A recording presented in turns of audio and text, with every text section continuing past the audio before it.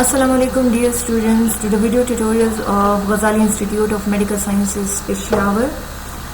I am Dr. Zainab, your lecturer of biochemistry, and this lecture is for all technologies biochemistry first semester, and we are continuing the chapter enzyme metabolism.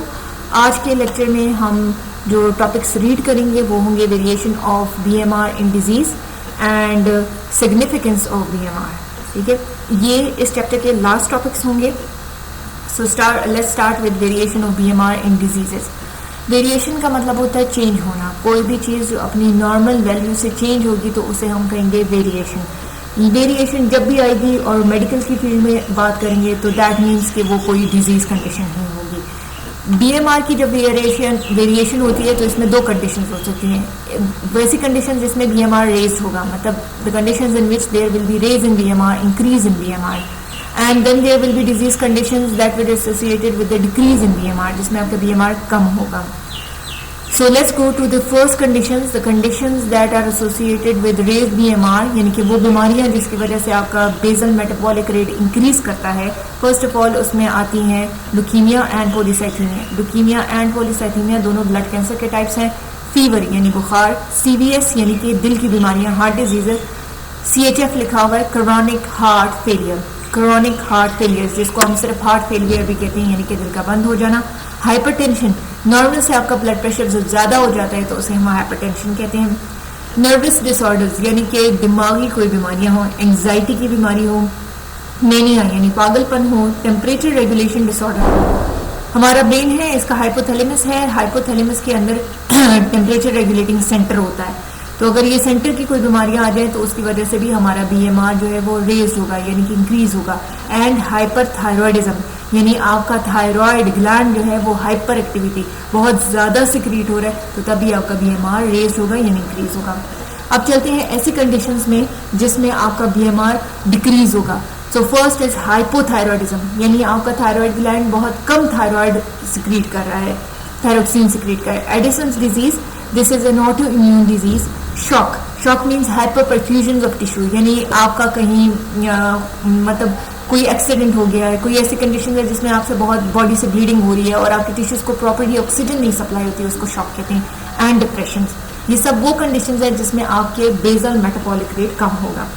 Let's move to the last topic of this chapter and that is significance of BMR. जब हम word significance इस्तेमाल करते हैं तो इस word significance का medical की field में या अंग्रेजी जुबान में इसका मतलब होता है इंपॉर्टेंस ऑफ बीएमआर. तो जो इतना हमने बेसल मेटाबॉलिक रेट डिस्कस किया है और स्टडी किया है उसका रीजन क्या है जी, कि हमारे पास इसमें हम ये स्टडी करेंगे जी बीएमआर हमारे लिए किस चीजों में हेल्प करता है. The determination of BMR is the principal guide for diagnosis and treatment of thyroid disorders. अगर हम बीएमआर की वैल्यू कैलकुलेट करते हैं या वो डिक्रीज होती है या वो इंक्रीज होती है नॉर्मल से, then we get to know, हमें डायग्नोसिस होती है, हमें पता चलता है कि जी थायराइड से रिलेटेड कौन सी बीमारियां हैं, फिर हम उसका इलाज कर सकते हैं.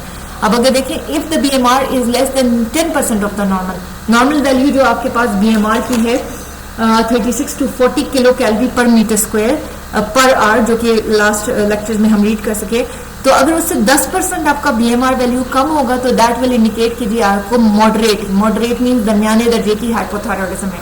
इन सवेयर हाइपोथायरॉयडिज्म द बीएमआर में be decrease to 40 to 50% below the normal value.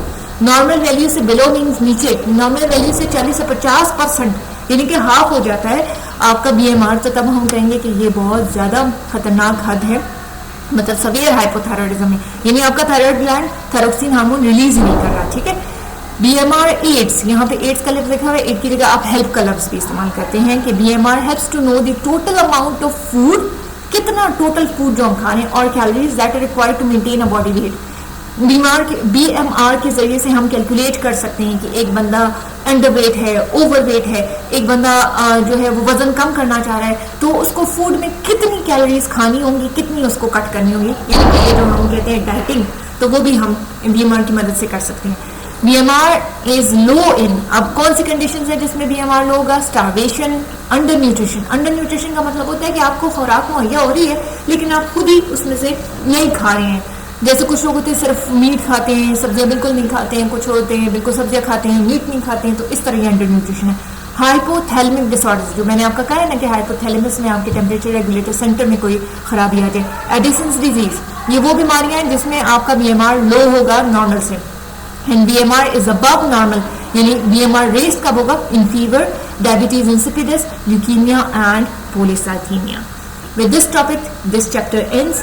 इस चैप्टर के एंड पे मैंने आपके लिए एक असाइनमेंट डिजाइन किया है जिसमें आपके लिए 7 फिल इन द ब्लैंक्स हैं जो कि आपने कंप्लीट करके सबमिट करानी है।